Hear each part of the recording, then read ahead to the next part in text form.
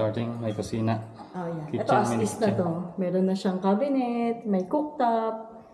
Yan. Yung appliances and furnitures lang yung hindi kasama. Pero Hindi kasama yan. pag dineliver siya, as is na siya na painted white, may door na rin. And even sa CR, ganito na rin yung deliver niya. Wala lang siyang washing. Walang washing. Pero yan, yung lavatory, yung cabinet under lavatory, then yan yung shower heater, yung heater lang pala hindi kasama, pero yung shower head and rain shower included na yan. Okay. Dito naman po tayo sa room. Yes. Sa bedroom, meron na siyang door. Tsaka may partition na talaga. So this one, ang maganda kasi, kaya siya open para yung lamig niya from the living and dining pasok hanggang kwarto.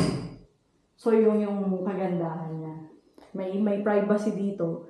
And yung living and dining area niya connected into the balcony.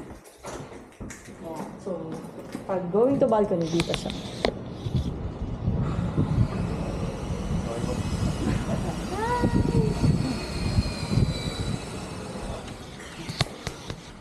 So ilan mo masukat ng room nila? Ito is total area niya is 26 square meter. 20 square meter. Yeah, one bedroom with balcony. So family suite bitawag sa kanya.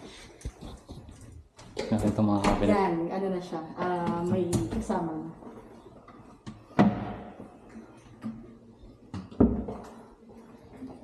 Meron siyang ano? Yes, air may vents. rain hood na rin siya. So ano na rin yan, include. Ano to? Yan yung isa sa magandang deliver ng short tray kasi hindi mo na kailangan magpalagay ng mga cabinets. Ilalim. Cabinets din. Yeah. Ito po kasama po ito. Ay, design lang siya. Design lang. Yan yung grease trap, Grease trap nakalagay sa- na siya. So as in, livable na siya kapag turn over sa kanya.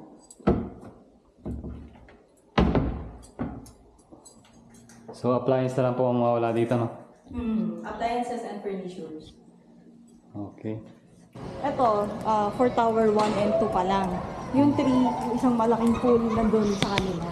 3 and 4. Yun yung kanila. Facing, facing amenity. So ito, amenity pa lang to ng tower 1. So yung dulo nun, swimming pool din, then swimming pool dito. So ito, possible, indoor playground. Although may playground din doon, di ba nakita natin kanina din natin. Yan, dali mo to i-video ng buo. Ang laki. Ayan na. Doon po for kids doon. For kids. Ito. Parang indoor siya, for kids. Tapos yung playground mismo, meron pa doon. Magkabila, parehas.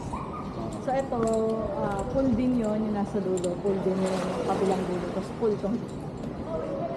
Yun, you can naman dito. Ikot lang po ako. Video ko lang wala dito sa Dito nga pala tayo sa Shortway, Tower 1. So pakita ko lang sa inyo yung mga amenities ng condo na to. Tayo nasa second floor. Ito yung malaking pool nila, pool area. Dito may lobby. Mga waiting area. So ayan guys. Ikot nyo guys. So ikot lang ako ngayon dito.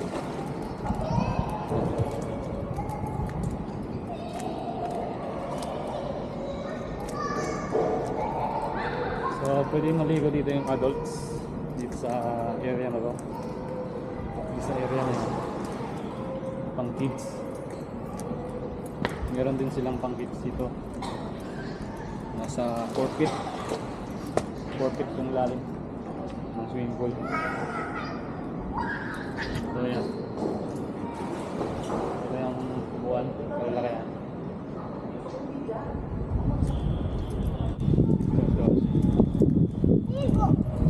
Ligo.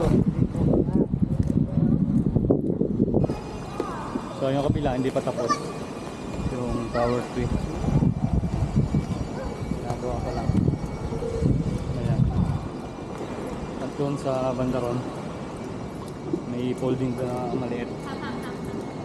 Silipin natin. Ganda ng types, oh. Kulay blue. Tayo nga pala yung nasa Tower 2.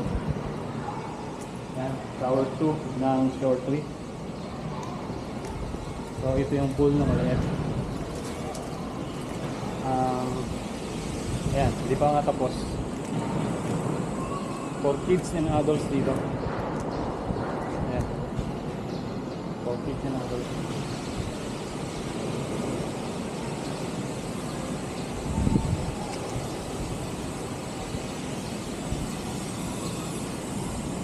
Taas.